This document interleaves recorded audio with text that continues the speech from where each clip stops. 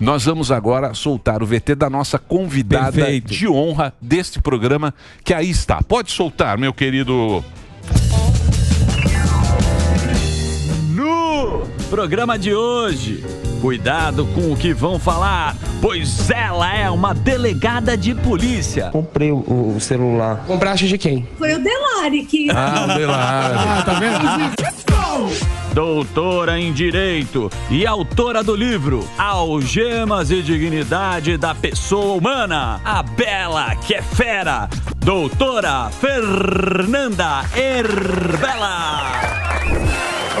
Muito bem, tá aí a doutora Fernanda aqui com a gente, conversando com a gente. Nas redes sociais é delegada Fernanda Erbella, com arroba, não é isso? E o livro Algemas... Se o TP me ajudar, a TP nunca ajuda. O TP não é amigo. Algemas e Dignidade da Pessoa Humana. Muito obrigado pela sua presença. E temos também o nosso querido Pavinato, que era para entrar um pouco antes, mas aí chegou atrasado com esta meia. Meia do Louro José. A meia dele no máscara.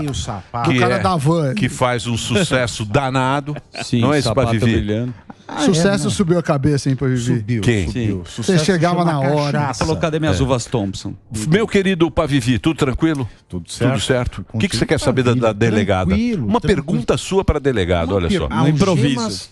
Algemas e dignidade da pessoa humana. Esse tema é bastante interessante, né? Porque a gente viveu uma crítica na Lava Jato por conta disso.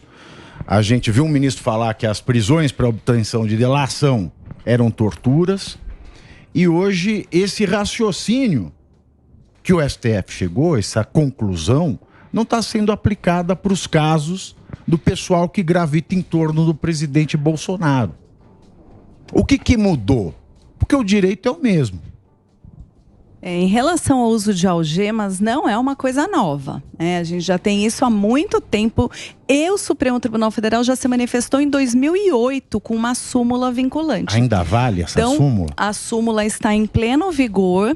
E o que a gente acompanha é que o texto dessa súmula, ele acabou vindo para várias legislações. Então, hoje, o que era somente jurisprudencial, o entendimento do Supremo Tribunal Federal, vinculante, mas lá no campo da jurisprudência, hoje ele é repetido em alguns decretos, no Código de Processo Penal. Então, a gente vê que repetiram isso. Muito bem. Bom. Olha, eu tava vendo a pauta, você fez um curso no FBI. Queria que você contasse, que curso é esse que você fez? Sim, essa foi uma das grandes oportunidades da minha vida, Daniel. Eu falo que para um policial ser convidado para fazer esse curso no FBI é como assim um ator ganhar o Oscar, né? É algo muito bacana, você não pode se inscrever. Eles que te descobrem e vejam seu potencial e te convidam. E eu fiquei 4 meses lá na academia do FBI, não sei se assistiram o filme O Silêncio dos Inocentes, o que a Judy Foster fez, né? Subiu. E realmente foi uma oportunidade incrível. Foram 4 meses dedicados. Eu fiquei dormindo, né, morando na academia, que fica em Quantico, no estado da Virgínia. E foi uma grande oportunidade da minha vida. E fui a primeira delegada mulher brasileira a fazer esse curso. Então foi realmente muito bacana. Outro nível, né? Ô, doutora, você estava falando da questão das leis, essa questão a gente fala muito aqui da subjetividade das leis. Que cada juiz tem uma interpretação de uma lei, acaba exercendo de uma maneira diferente um do outro. Como possível fazer com que a lei se tornasse mais direta e menos interpretativa? Sim. Quanto mais interpretativa, menos segurança jurídica nós temos, né? E esse é um grande problema hoje, que a gente vive uma insegurança jurídica. O mesmo caso, ele pode ser julgado de uma forma por um juiz, mas na vara do lado pode ter um entendimento diferente, né? Então isso a gente conseguiria corrigir talvez com legislações mais claras, que não dessem margem a tanta interpretação. Aí tem que mudar tudo. Zerar o jogo. Aí tem que mudar a árvore de lugar. Você sabe que o difícil... Tem um documentário muito bom que vocês têm que assistir, que é o Império dos Chimpanzés. Ah, sim. Bom, eu acho que esse documentário ele é baseado na política dos chimpanzés. Que é o seguinte, a gente é burro. O chimpanzé é muito mais inteligente com a gente. Porque o chimpanzé, o que ele faz? Ele só muda de árvore. A gente quer tirar a árvore. A gente quer mudar a árvore de lugar. Ele só vai lá e troca de árvore. Então a gente está aqui no Brasil querendo mudar o Brasil, que é uma coisa que já tem dono, Sim. Eles já são donos do Brasil, esses caras aí.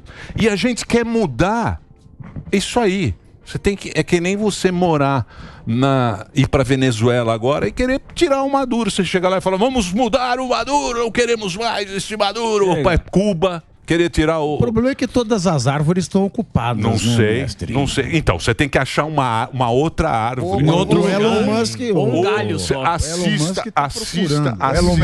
Assista o Império do Chimpanzé. Tem, acho que é Netflix. É Netflix. É muito bom isso aí. Muito bom. É. Delegado. Mas também acho, Emílio, que a gente não tem que aceitar tudo. A gente tem sempre que pensar no melhor, né? Então acho que não tem que também se acomodar, ficar naquela Não, a gente quer tirar a árvore. A gente só quer pegar a árvore inteira. Porra, com a fruta lá, já. Porra. A árvore não dá a árvore lugar. Não tem jeito. O macaco só vai, ele fala, pô, essa árvore aqui tá ruim. Galho tchau, árvore, vai pra outra. Aprendendo com os chimpanzés. Isso, temos que aprender com ele. O Império de Assista é muito bom. Delegado. É bom. Você não gostou? Você não gostou? É bom mesmo. Mas é bom. É porque eu vi também. Pô, o chimpanzé é mais inteligente que a gente. E você aprende que é melhor não ser o líder. O líder toma muita porrada. É melhor ser o segundo. Isso. O vice. O vice. O Geraldo Mongo. O Sarney deve ter visto. E não demonstrar suas fraquezas. Mas eu queria perguntar para a delegada, que ela cuida de turismo, da segurança do turismo. O Brasil tem um potencial enorme de turismo.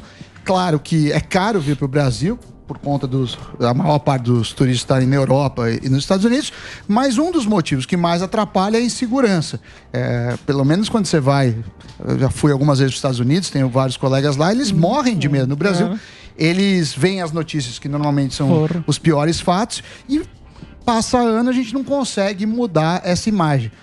O que a gente está fazendo para melhorar isso, se a gente conseguiu progredir nesse sentido? Sim, com certeza, Sami. É um dos meus focos na divisão de atendimento ao turista. Eu represento a polícia em 2 conselhos, né? O Conselho Estadual do Turismo, o Conselho Municipal do Turismo, e a gente trabalha muito isso.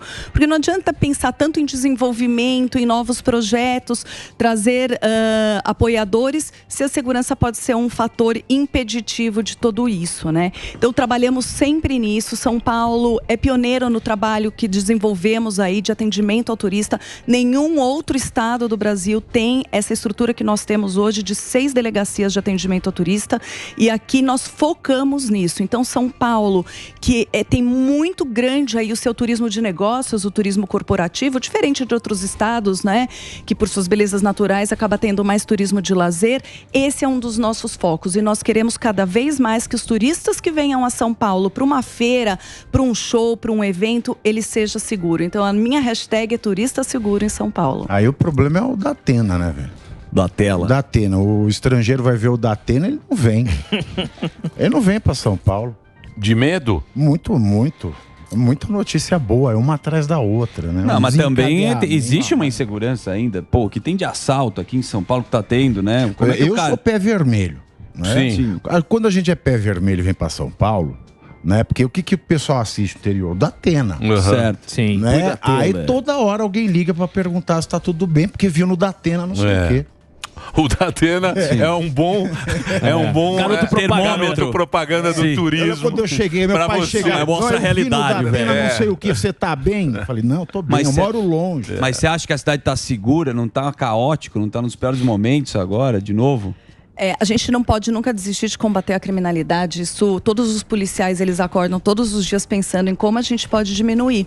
E em relação ao turismo, a gente tem pequenas ações que a gente replica, porque também existem coisas pessoais que a pessoa pode fazer, com pequenos atos pessoais, que ela diminui o seu risco, ela minimiza o seu risco da sua potencialidade de vítima.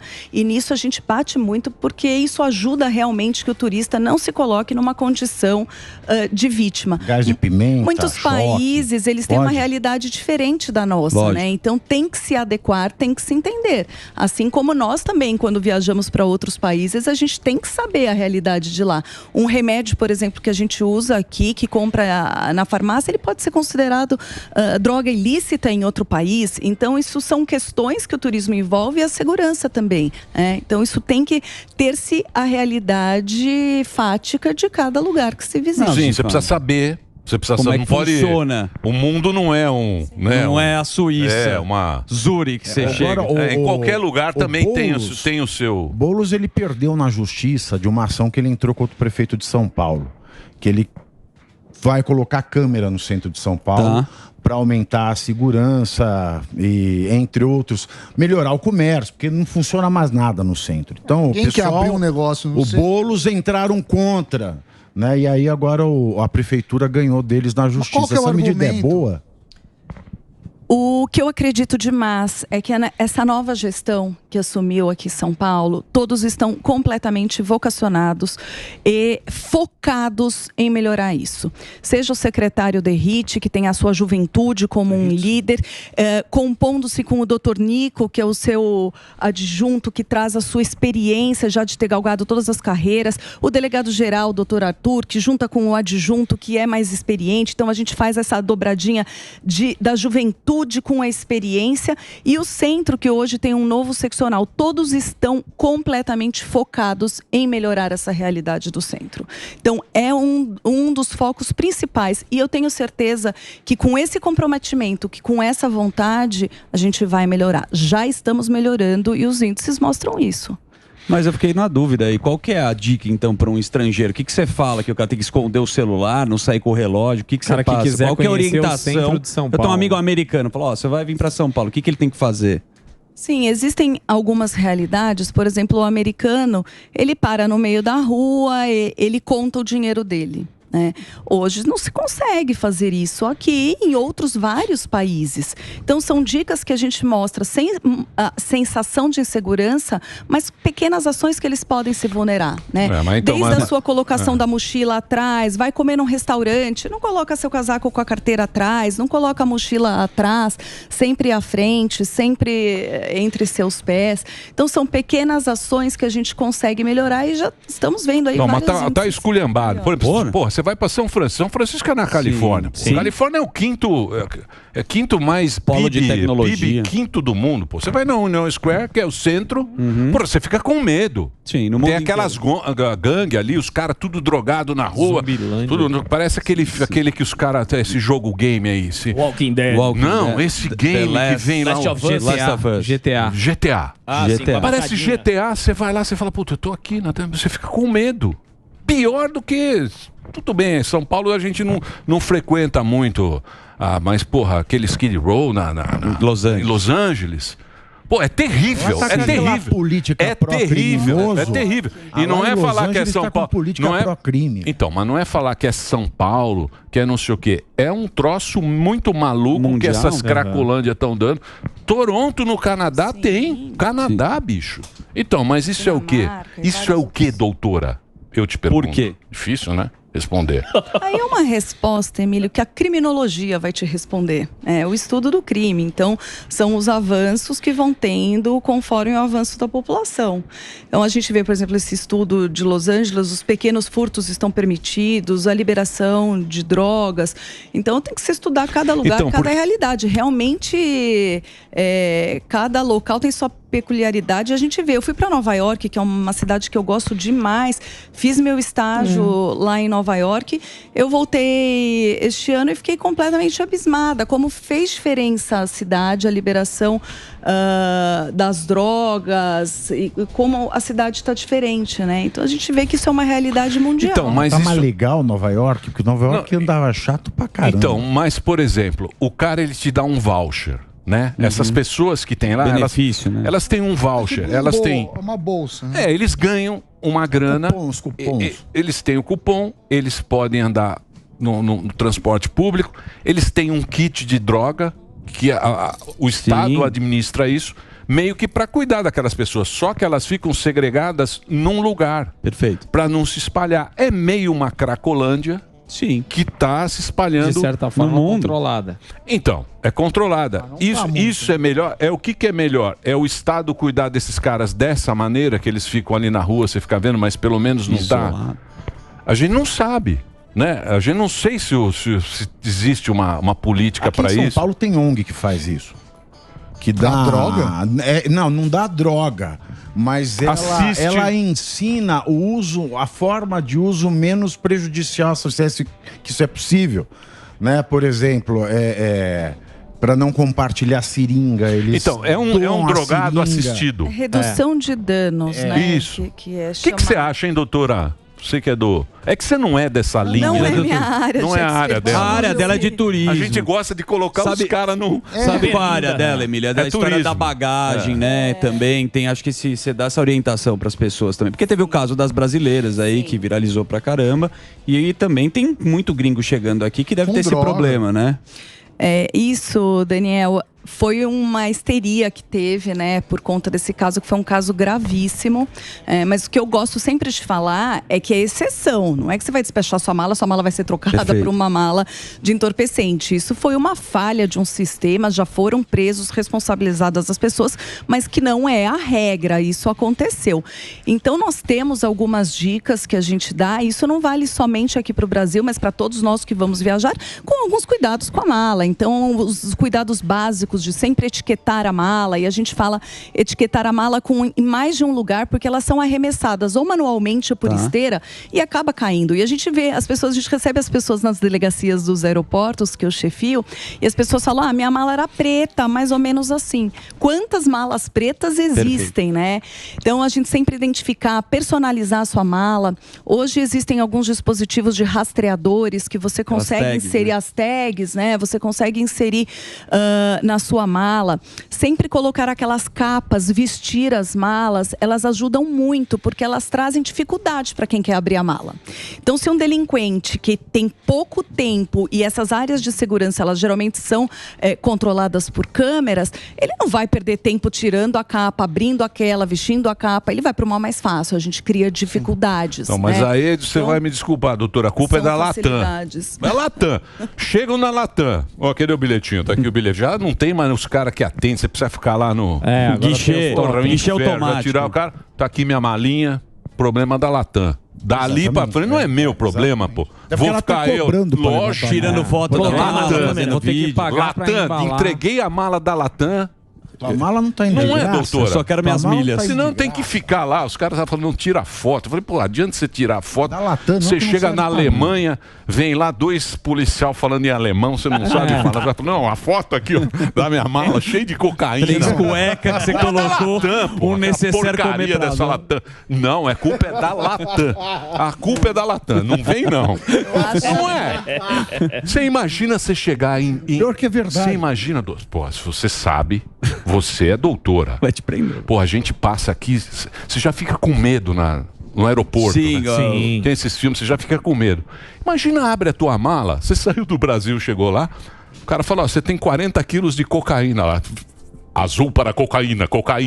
Já assistiu esse filme? Você fala, meu Deus, não, mas eu tenho a foto aqui. Não, vai em cana. O cara vai ficar em cana. Isso é alemão. Indonésia. Isso é um país que é pena de morte. Tem que ser a Latam, doutora.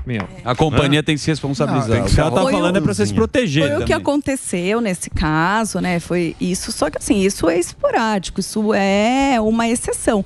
Mas eu acho que o contrato, quando você compra a passagem e inclui-se o contrato do despacho da bagagem, sem dúvida, na parte cível, a empresa é totalmente responsável, ela tem que te devolver íntegra. Mas existem pequenas ações que você facilita, inclusive de um extravio. Porque a IATA, que é o órgão mundial que controla aeroportos, tem um número aceitável de extravio de bagagens. A gente não está falando nem de um crime em si. E isso é interesse de nós, né? Que a gente também não chegue num local e não tenha a sua bagagem extraviada. Então, são pequenas ações que, de fato, facilitam aí essa diminuição de crimes ou mesmo de extravio. E isso nós recomendamos, porque traz um grande prejuízo para o turista, Emílio. Na sua bagagem, ele tem coisas que não consegue recuperar fácil. Ou cartão, remédios controlados, óculos. Então, são coisas que trazem dificuldade e que com pequenas ações que se faz, a gente consegue diminuir isso. Isso é para proteger, mas e a raiz? Desculpa, eu tô muito participativo. Você tá muito... Tem um amigo meu que vem pro Brasil, o que eu tenho que fazer? Não, é porque você estava errando a pauta, eu corrigi. É o delegado loirão, Ruivão. Loirão. É o doutor Ruivão. A questão é a seguinte, doutor Ruivão, eu conheço a nossa querida delegada há longa data. Dani Delega. O Reginaldo tá te pedindo tá um pedindo break, até um viu? break. Vamos fazer um break agora. Eu preciso fazer um break. Reginaldo me pede o break. Presença ilustre aqui da delegada Fernanda Erbella, para você seguir nas redes sociais. Erbella é com H e 2 L's. E o livro dela, Algemas, aí ó, está aí o caminho para você seguir a delegada Fernanda Erbella. Vai lá, Reginaldinho. Então, muito boa a Fernanda aqui, a doutora, mas o que eu queria saber é a raiz, né, desse crime, se são PCC, da onde que vem, porque a gente, obviamente, é legal se proteger, mas quando fizeram investigações, né, apareceu que é um crime organizado, né? Estamos aqui ao vivo, é só. Estamos ao vivo. É um break meio. Mas é só pra gente. Não, é um break. É Sim, complicado. Pode ficar à vontade, pode responder. Não dá pra explicar. Daniel, o que é interessante quando a gente investiga um crime dessa natureza, mas só falando que esse caso é competência da Polícia Federal, porque envolveu 2 países, área restrita e tal. O que é importante a gente sempre ter em mente que é uma organização criminosa, porque é muito difícil conseguir fazer uma ação dessa sem o envolvimento de várias pessoas que tenham suas funções determinadas. Então, um teve que pegar a droga, o outro teve que embalar, o outro teve que levar, o outro cooptou o funcionário, o outro que conseguiu que a mala. Então, sem dúvida, é uma organização criminosa. Tá? Então, isso eu não tenho dúvida. E é 40 mango por mala. É uma grana. É 40 mil por mala ou é 20 mil? Qual é o cachê, doutora? Tem? Quanto vale o show? Eu vi. Depende de qual tipo de droga, depende Destino da pureza. Não, o essa aí, ó. Foi 40 pau. 40 pau. Exatamente. Como a investigação é da Polícia Federal, os detalhes são com eles, né? Que loucura, mas a gente hein? vê casos também que chegam assim, a gente ter tristeza de como o ser humano chega, porque também existe tráfico que a gente vive no aeroporto de pessoas engolidas, né? Que então eles você tomam. vê que a própria saúde, a pessoa põe a sua vida, a própria saúde em risco para ganhar um dinheiro, para levar a droga e muitas vezes para ganhar muito pouco, né? Delegada, tem um... Que é mula, né? Que chama, né? Mula. Exato. Tem um crime que tem muitos golpes que são aplicados em turistas. O vinheteiro estava me contando que ele foi para Paris, estava com a professora Helena, e aí um cara vendeu no guichê do metrô, veio uma pessoa vestida de um crachá, vendeu para ele o ticket de metrô por acho que 100 euros. Ele tem cara de trouxa. Ele é doente. Mas Tem você tem jeito de trouxa. Mas não, mas você tem... Compra o ticket de metrô. Desculpa. Não é? Não, é que eu acho que era táxi. é que eu acho que era para Eurodia, enfim, não importa. O que eu queria te perguntar é que Pra Rússia. existe, eu não sei se tanto em São Paulo, mas eu já vi em várias outras cidades, por exemplo, Rio de Janeiro, gangues que são mini golpes em turistas. Tem aqui, quais são os mais frequentes, se é que tem? Sim, o que a gente tem sempre que ter em mente é que o turista, o viajante, ou ele está viajando a trabalho e ele está focado, que tem a reunião, a entrevista de emprego, o trabalho, ou ele está a lazer e está relaxado. Tá? E nesse momento as 2 guardas estão abertas Ainda para pega o que vinheteiro, pessoas tem cara podem de agir. trouxa, Então, assim, a gente vê que um perfil do viajante vítima é esse. Realmente ele se descuidou do seu próprio cuidado pessoal, né? Então, quais são as recomendações, por exemplo, para que ele não caísse nesse tipo de golpe, né? Sempre comprar de empresas idôneas e diretamente. Então, o táxi a gente pede sempre que pegue ou por aplicativo idôneo ou no próprio guichê do aeroporto. Não aceite aí a promessa de qualquer pessoa que está oferecendo na porta de um hotel, na saída de um centro de convenções. Vai comprar um ticket, uma passagem? Existem aí promessas de passagens com milhas ou pagamentos que não existem, são realmente muito baratas. A pessoa vai chegar com o localizador no aeroporto e não vai existir aquela passagem. Mas por que o golpista tá lá também? Todo mundo sabe que aquele cara é um golpista. Se você passar 10 dias seguido na Paulista, você sabe que aquele pega celular, aquele... Então, quer dizer... Boa. O golpista não tinha que estar lá, né? Não, mas ela tá falando pro turista. Não, então, mas Chegou aí agora. Porque o turista... o cara aplica Então, o golpe. Chegou agora. Não, Mas aí, o delegado pera lá, Boquinha. Peraí, o Boquinha. O delegado Boquinha quer participar. O delegado Boquinha vem pra encher o saco. Boquinha de carpa chegou O agora. golpista tava lá... O delegado Boquinha. O que ela tá dizendo é o seguinte... Do lado da máquina. Quando você cai num golpe, é porque aquele golpe te proporcionaria uma vantagem. Entendeu? Então você Mas sempre... é isso. Não tem golpe que você caia que não é uma Não, vantagem. o do vinheteiro, ele tava na máquina, tá com dificuldade. Ele quis agilizar. Ele E quis aí ir mais o cara- rápido. Não, a mulher veio do lado e falou, eu te ajudo, não sei o que. Ela se apresentou como metrô, Pelo que eu entendi é isso. Mas também não importa. Mas se tivesse comprado, não, se tivesse comprado no guichê do próprio metrô ou no site da própria companhia de metrô, não teria acontecido. Então a gente sempre pede isso, que você compre com algum lastro, com algum, né, pesquisa anterior. Não aceite promessas assim na rua de quem oferece. E assim, a gente tem histórias com turistas em troca de moeda. O cara me ofereceu que trocaria a moeda no país estrangeiro ou que compraria o ticket mais barato. Aí é que nesse caso do amigo dele, o amigo dele é doente e tem que andar acompanhado. Não, eu queria perguntar assim, a gente falando dessa questão de tráfico de drogas, essa coisa toda, sempre tem essa questão da mula, que os caras ou engolem, ou tentam colocar em mala, ou tentam colocar... Qual o caso mais inusitado, assim, que vocês já pegaram? O cara, tipo, colocou a droga num lugar que você falou, não acredito. No fuzil. Muito bem. Olha, essas de engolir, assim, realmente, se ouvindo as histórias, elas são tristes, porque tem um processo para se engolir, então a pessoa tem que ficar alguns dias sem se alimentar para que possa caber. Ela, assim, ouvindo é muito triste, ela tem que passar na manteiga para que possa descer. Eu, por exemplo, tenho dificuldade para tomar um comprimido, sabe? É ruim. Imagina você engolir vários... Bola de umas coisas dessas. Mas de mais inusitado, assim, que eu peguei, foi um veículo. O veículo, você revistava o veículo inteiro, não tinha absolutamente nada. Você falava, o veículo não tem droga, né? Realmente não tem. Só que ele foi feita a lataria por dentro, todo revestido de droga. Caramba. Isso lá nos Estados Unidos? Não, aqui. Aqui no Brasil? Então a gente teve Sério, que, doutor? inclusive, pedir apoio com ferramentas para que pudesse tirar a lataria do carro para a gente conseguir acessar onde estava a droga. Então são sempre assim, sempre tentam colocar em lugares... faz muito sucesso esses programas aeroportos, né? Então você vê que várias formas, tentam colocar em vidro de shampoo, em... sola de sapato, em várias formas. Ganhou aumento, hein? O sorrisão ganhou aumento, governador deu aumento pra vocês, né? Mas não é essa a pergunta. Que isso? O cara chega atrasado. Teve aumento? Mas não é pra todo mundo. Teve briga lá. Os delegados ganharam aumento. Você teve aumento, doutora? Sim, todos os policiais tiveram. Uma salva de palmas merece. começo. Tarcisão, né? Ainda é pouco. Podia... começo. Ainda é o mais mal pago. Sim, exatamente. É o que eles fazem. É o mais mal pago do Brasil. Isso, Fica a dica, Jovem Pan. Ô, doutora, me diz... A Jovem Pan também.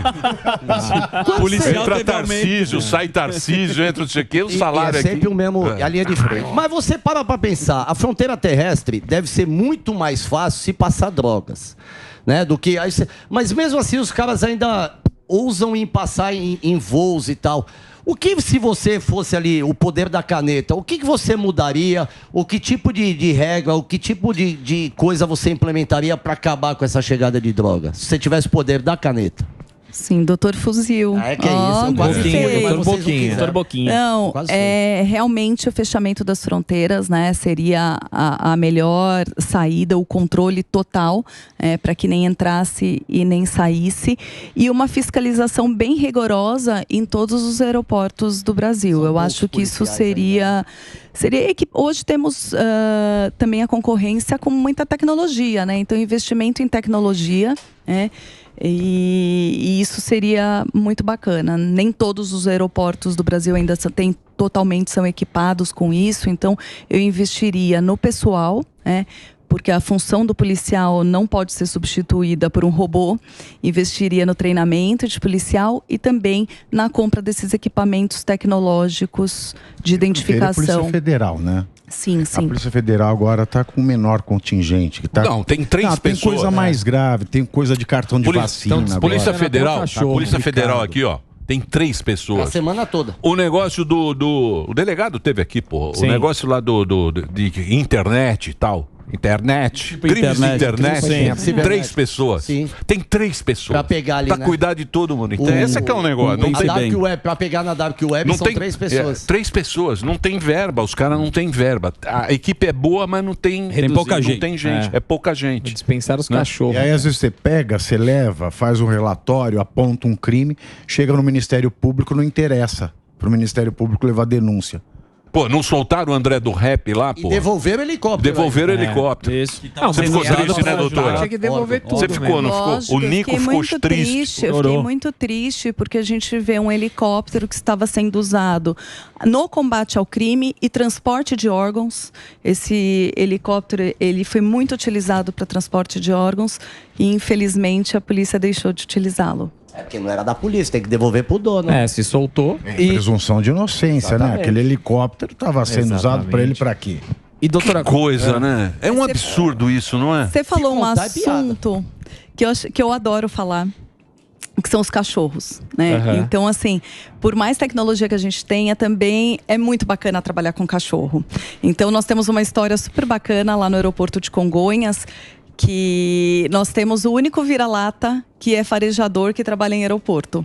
Então, não há investimento no treinamento de cachorros que não têm a raça definida, mas um policial achou um cachorrinho, esse cachorro que está aparecendo, ele achou um cachorrinho abandonado que ia morrer certamente. Caramba. E ele passou no teste de aptidão e hoje ele é um dos melhores farejadores e trabalha no combate à Falam que é o droga. melhor amigo do homem. Nunca vi um gato caguetar muamba. Eu também. Põe gato. Faz gracinha não, delegado. Delegado Boquinha, ele tem as informações. Boquinha de A Picasso. gente adotou o Boquinha também, ia morrer. Ô, doutora, largado. Ô, doutora, e qual é o país que mais usa o Brasil como ponte para tráfico de drogas? A gente tem também alguns problemas internos, né? Mas a gente vê que acaba indo para a Europa, tem várias rotas. Isso não para. Você acha que o Brasil, por exemplo, o México já é um narco-estado, né? O mexicão já é o mexicão. Dobrador. É narco e petróleo. Total. Já resolveram.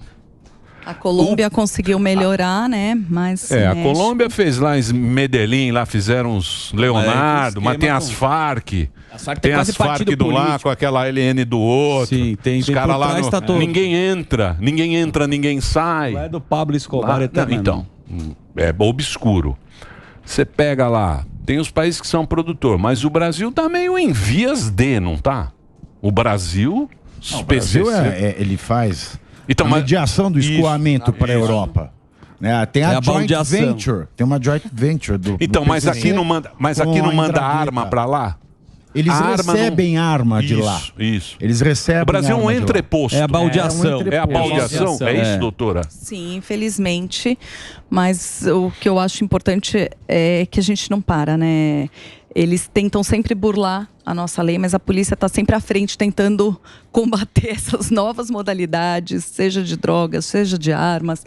E então, mas por que é um trabalho incessante. Eu falo que o trabalho do policial está garantido, né? O policial não... São tantas modalidades, tantas invenções que o nosso trabalho está garantido. Então, mas por que chega a esse ponto? Porque, por exemplo, essas organizações criminosas, eles pegam um menino moço, pagam faculdade, Isso, o cara vira juiz, vira advogado. Eles cuidam dessa galera, né? O que o Estado não faz. O que o Estado devia fazer. Então, exatamente. mas como é que a gente deixa... Por que isso aconteceu, professores?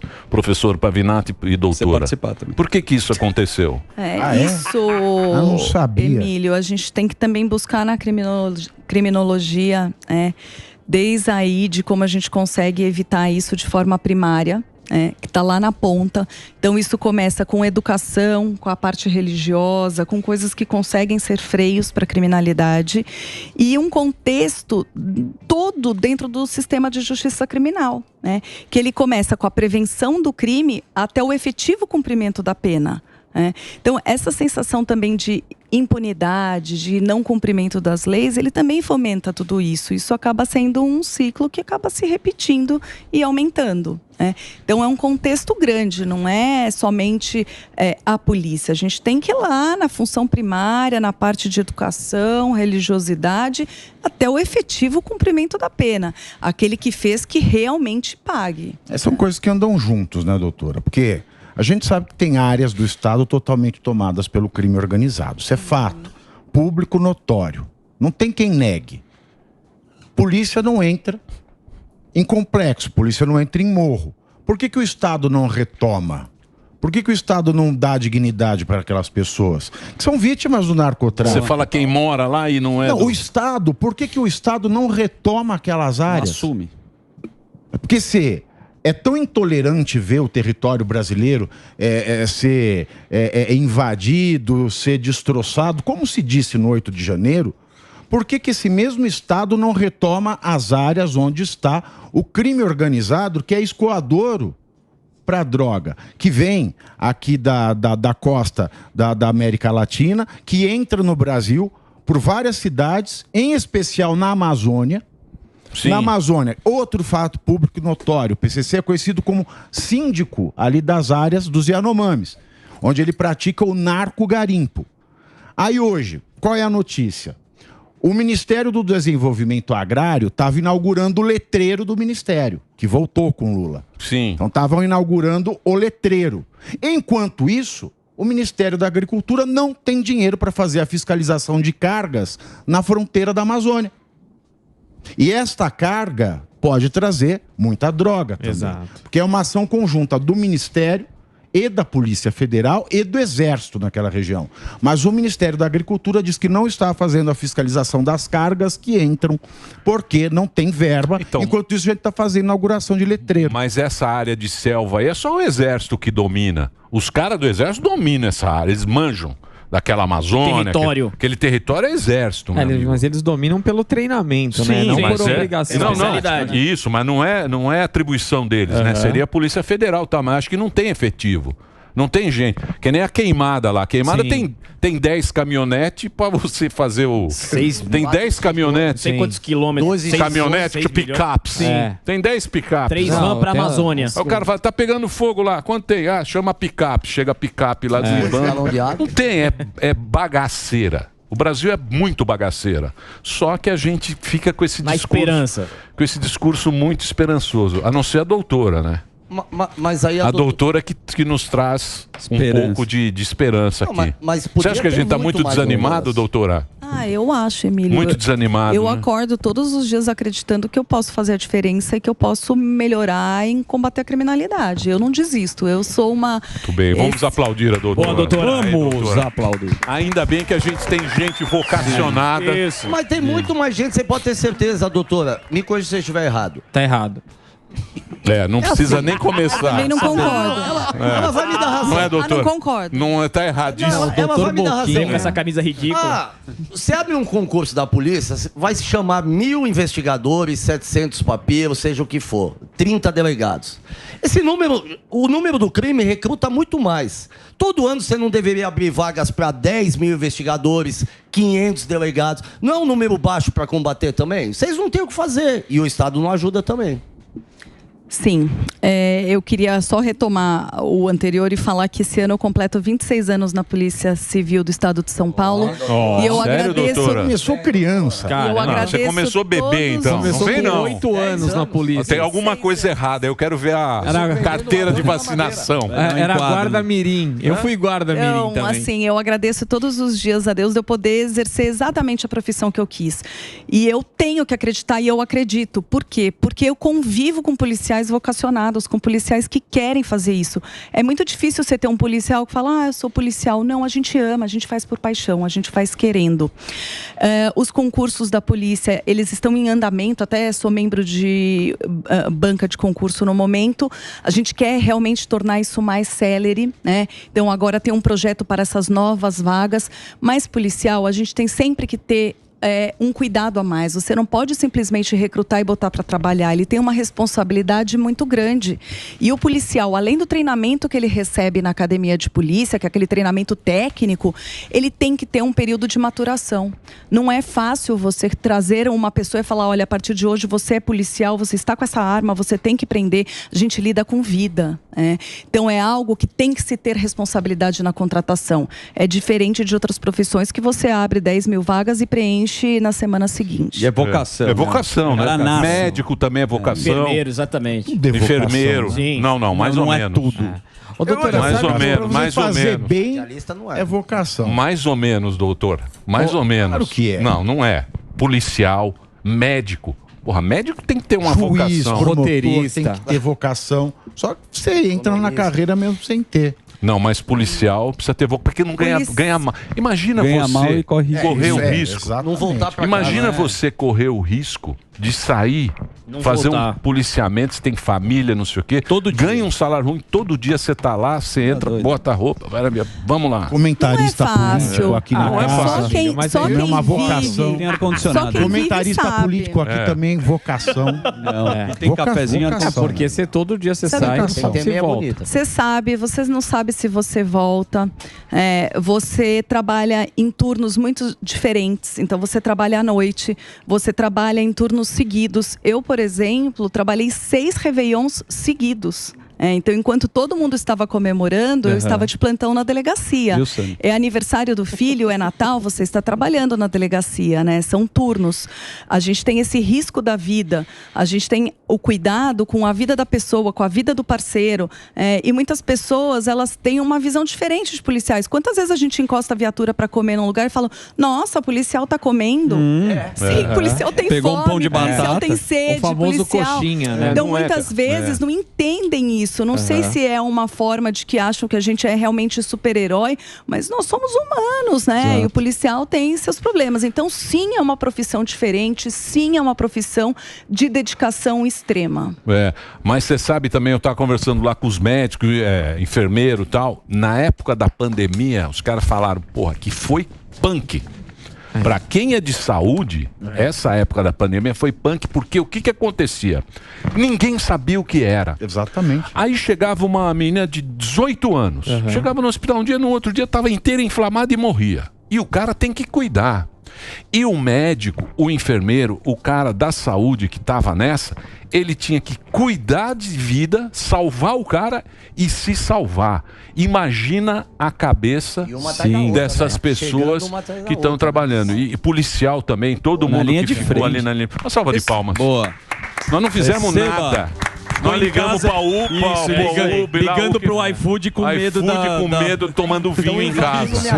Olha lá, doutora. Emílio, na época da pandemia, né, quem trabalhou demais foram os profissionais da saúde e os profissionais da polícia. A delegacia nenhuma fechou. Sim. E uma coisa muito importante que a gente trabalhava, né, e aeroportos nós recebemos inúmeros aviões aeromédicos e vários problemas com isso, e a gente ainda tinha a preocupação de voltar para casa e contaminar a família, que foi o que aconteceu com a polícia de Nova York. Ela colapsou por conta da contaminação das polícias. Os policiais iam, se contaminavam, voltavam e contaminavam a polícia. Então, realmente, os profissionais da saúde e os policiais não pararam durante a pandemia. Muito bem, eu vou fazer um break. Tem que fazer um break para Reginaldo? Então, um break para Reginaldo, que vai fazer o break agora. Estamos conversando com a delegada Fernanda Erbella aqui com a gente. Para você seguir, o Insta dela é Fernanda Erbella, com H e 2 L's. E o livro Algemas, a Dignidade da Pessoa Humana.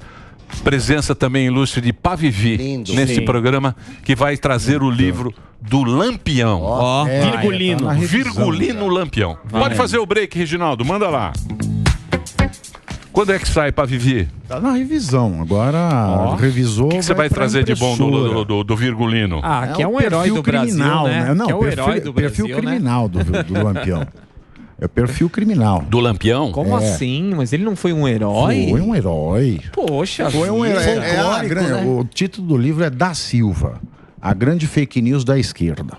Mas aí o pessoal pode pensar que é o Bezerra. Mas você acha que Marina Virgulino Ferreira da Silva. Mas foi politicamente que deixaram ele com essa imagem? Olha ele aí, ó. Foi. Quem inventou o Gabiruzinho, né? A boquinha do fuzil. A boquinha de fuzil. Foi o Partido Comunista do Brasil, né? Que inventou essa aura de herói pra ele. Foi Luiz Carlos Prestes. Na coluna Prestes. Lá porque o o Prestes fez meio um Lampião, né? Eles iam... Não só inventou, como investiu também. O Lampião é o quê? O que é o cangaceiro? O cangaceiro era o cara que o coronel contratava para ameaçar outro coronel e para ameaçar o povo, de não entrar na terra do coronel, não levar nada do Exatamente. coronel. Então, até o MST teve um ano que fez comemoração com o tema de Lampião. Mas assim, o Lampião, se existisse o assunto de reforma agrária, na época dele, ele era o anti-reforma agrária. Ele era miliciano de coronel, entendeu? Ele trabalhava a soldo de coronel. Ele era um psicopata assim, do último grau, um dos maiores estupradores da história do Brasil, um dos maiores extorsionários, ladrão, assassino, sádico, racista. Lampião era racista. Calma aí, empreendedor também. Porque ele era contratado pelos coronéis e tal, mas chegou a hora que ele ali dominou a coisa toda e quem mandava era ele. Exato, porque aí ele virou o jogo. Então, ou seja, aí ele fazia o Zé Rainha. Exato. Porque ele fazia, o coronel, você quer tua terra invadida? Acho que não. Então é melhor você pagar a taxa de proteção. Ia lá invadir e matava do mesmo jeito. Exatamente. Maravilhoso. Não, família de coronel, família poderosa, ele não matava. Ele só dava castigo. Sim. Matar, estuprar e fazer sadismo é só com pobre. E vai sair quando o seu livro? Só com pobre. Acredito que julho. Já esse mês acaba a revisão. Já vai para diagramação mês que vem e aí para gráfico. Então, mas tem essa história, tem a narrativa que o Lampião é joinha? Então, a narrativa nasceu com o Prestes, né? O Prestes, ele queria ser presidente do Brasil, ele era filiado do Partido Comunista, foi secretário-geral do Partido Comunista Brasileiro por 37 anos, e o Prestes, ele achava que na teoria do Marx, os cangaceiros eram um lumpesinato brasileiro. Que a culpa deles serem bandidos era do padre Cícero. Sim, né, que apoiava a questão religiosa neles. E que se eles fossem orientados, eles seriam heróis. Então ele vendeu o a abismo questão social do Lampião como uma vítima da sociedade do abismo social. Na Terceira Internacional Comunista em Moscou. Aí o mundo comprou essa ideia, né, de Lampião como herói, como uma vítima que virou bandido, que é vítima da sociedade, é vítima do Estado, é vítima da polícia violenta. Já vou. E aí que nasceu esse mito de Lampião, né? Que foi. Agora, pesa sobre ele os marxistas mais sérios, né? O Hobsbawm, por exemplo, historiador marxista célebre, ele tem uma tese que ele fala do banditismo social, mas de todas as hipóteses que ele analisa, ele exclui Lampião. Que Lampião era muito sádico. Lampião era, além de ser muito sádico, ele só roubava, ele só estuprava, ele só assassinava da maneira mais perversa gente pobre. Ele só deixava o pobre mais pobre. Mas sempre é o pobre que se ferra. Sempre o pobre. Ô, doutora, e na polícia também tem essa, né? Que a polícia, sempre que sai a notícia, a polícia quer violência, a polícia que não sei o quê, né? Sempre sai essa... O suspeito é suspeito, a polícia sempre... Isso, a polícia, a gente sempre vê a manchete que é... Polícia agride suspeito. Na verdade, o policial ele nunca sai de casa querendo agredir e atirar em ninguém, né? Eu tenho um policial que trabalha comigo há muitos anos que ele fala, quem escolhe é o bandido. Então, ele que, se ele vier, né, não tem jeito. Isso o Código de Processo Penal nos legitima aí, e o Código Penal também do uso da força, legítima defesa. Mas nenhum policial sai de casa querendo isso de jeito nenhum. A gente sai de casa querendo voltar em paz, né? E viver alguns momentos especiais. Por exemplo, de devolver um filho desaparecido para a mãe, né? Então, são emoções que o policial vive que a gente gosta de viver, mas outras coisas a gente não Mas o mais gostoso deve ser prender o cara, né? Delícia. Ou pegar a droga. Um cara que cometeu um delito, é bom, né? O cara É difícil. Sim. É difícil. Então, eu tô há 26 anos na polícia, desses 26, somente 2 eu fiquei afastada da atividade fim. E eu falo que até hoje eu vibro com cada prisão. Eu vibro com cada investigação bem sucedida, né? A gente escolheu o lado que eu quero estar, eu quero do lado do bem. Então, assim, isso traz essa empolgação como se eu estivesse no primeiro dia. Mas algo também que é muito tem bom. a parte ruim disso, de chegar, prender o cara e aí tá lá fazendo toda a documentação. Você tá ainda fazendo a documentação, o cara sai antes que você. Sim. Você sai na custódia. Isso. O cara sai antes da custódia e o policial, fica lá. Aí tem que ligar pro Muitas doutor. vezes- Ele tem direito à custódia. Exatamente. Muitas Tem vezes... 1.390 casos do Brasil que não tiveram. Muitas vezes isso é frustrante para os policiais e muito complicado. Eu, na posição de líder, de ter que estimular os policiais e falar que sim, que vale a pena. Né? Porque muitas vezes o que foi solto na audiência, ele volta antes para a delegacia do que os próprios policiais. Polemiquinha. Ih, lá vem o doutor. Doutor Boquinha. Doutor Boquinha de Picasso. Puta, doutor Boquinha Boca chato, mole. hein? Boquinha delega. Interessantíssimo. Meu Deus do O que a senhora acha do... Vai lá, doutor Boquinha. Acha do quê?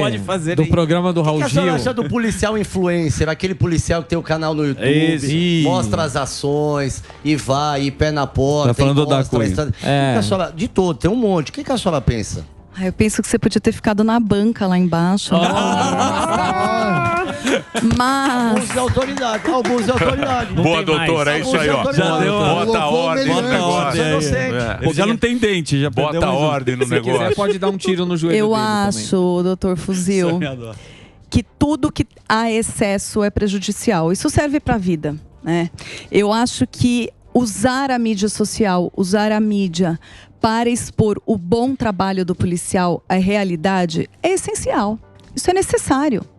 Isso é bom para a população, isso é bom para ver a credibilidade da polícia, isso é bom para ver que o crime não vale a pena, isso é muito bom. Eu acho que todo o excesso é prejudicial e esses excessos têm que ser contidos. Eu queria fazer uma pergunta pro Pavinato. Olha aí. Pavinato? Ô, seu Pavinato, coloca a trilha, Reginaldo. Quando vem delegado e delegada aqui, meu sangue ferve. O negócio é o seguinte, Pavinato. A doutora pode ser otimista com questão de apreensão de drogas, vagabundo e tudo mais.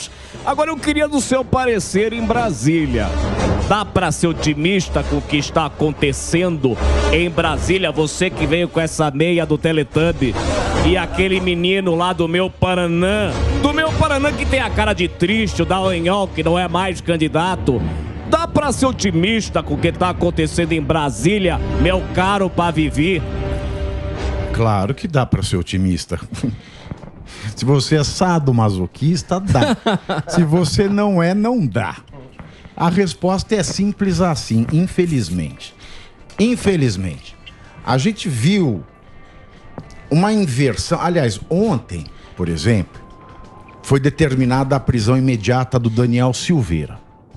Daniel Silveira, que foi condenado pelo STF e recebeu a graça, ou seja, o perdão do presidente Bolsonaro. Bom, recebeu o perdão, ficou livre. O que aconteceu? O STF foi analisar a graça. Só para recapitular bem rápido. Graça, anistia e indulto. 3 formas de você ser perdoado. De alguém condenado ser perdoado. O indulto é do presidente, só que ele é impessoal, é um decreto com categorias, pode atingir várias pessoas indeterminadas. A graça é pessoal, alguém pede, ele dá, quer ou não. Não tem critério, não tem requisito. E a anistia é uma lei do Congresso. Então a graça, alguém pediu, o presidente quer dar, ele dá. Não é? Só não pode dar graça, anistia e indulto para quem comete crime hediondo.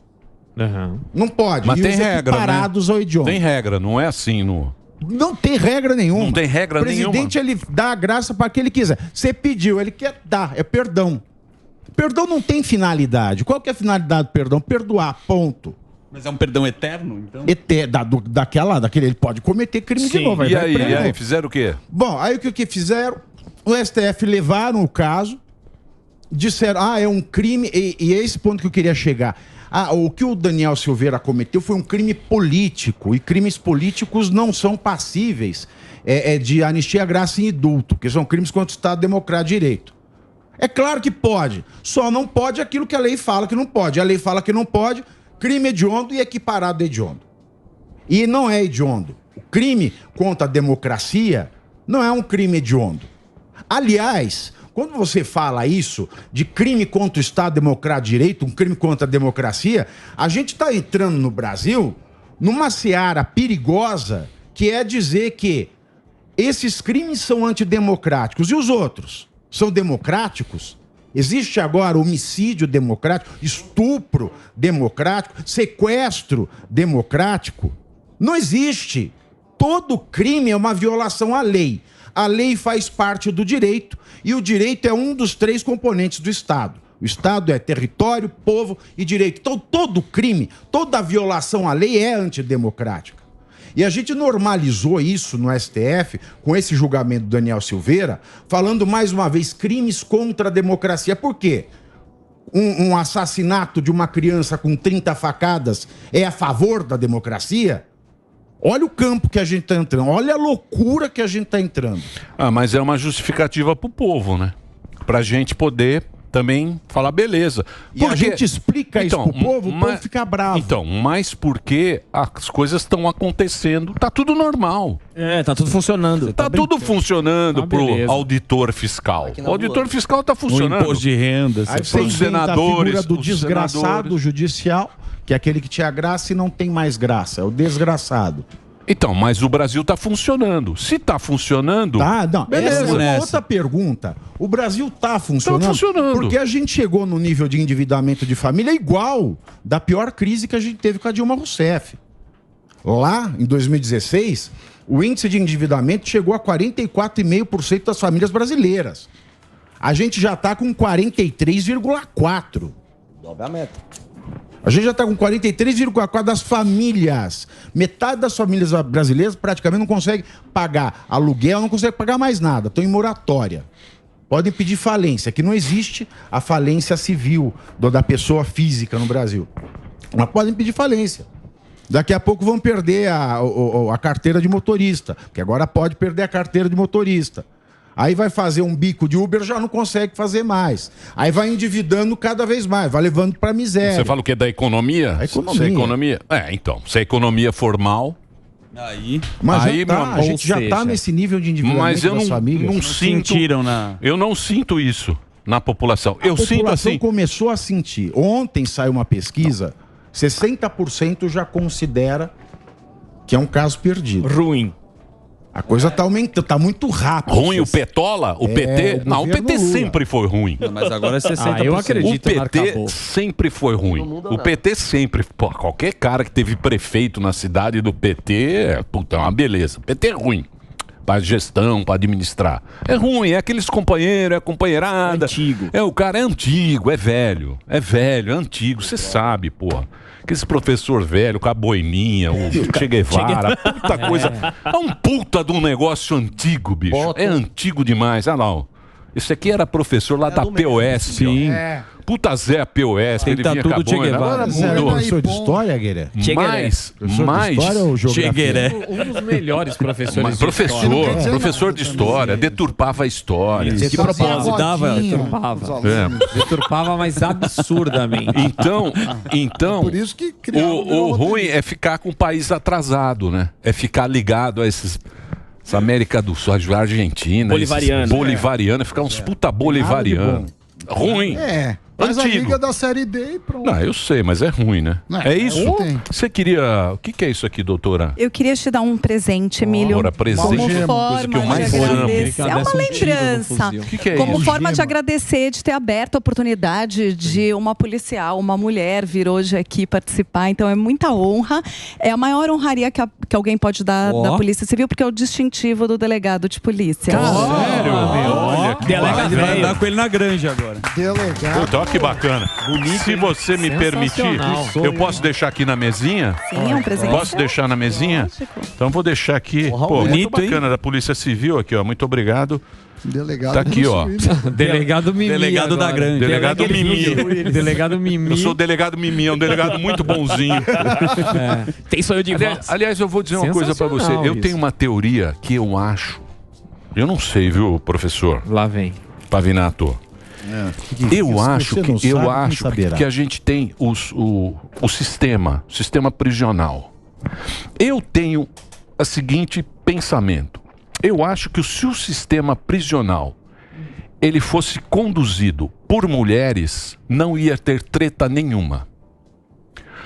Porque as mulheres, a gente tem um negócio da mulher, da mãe, de dar ordem. A gente sempre respeita. Te segue. A gente sempre respeita que vem de fábrica. a mulher, porque é a mãe. Progenitora, né? exato. A mãe. Então eu acho, porque quando vai homem, vira essa bagunça. Sim. Se é tudo mulher, e mulher chega da dura, delegada. Vai numa delegada pra você. Você acha que ela é bonitinha, o enquadro boazinha, que ela dá um puta enquadro nos caras e você respeita.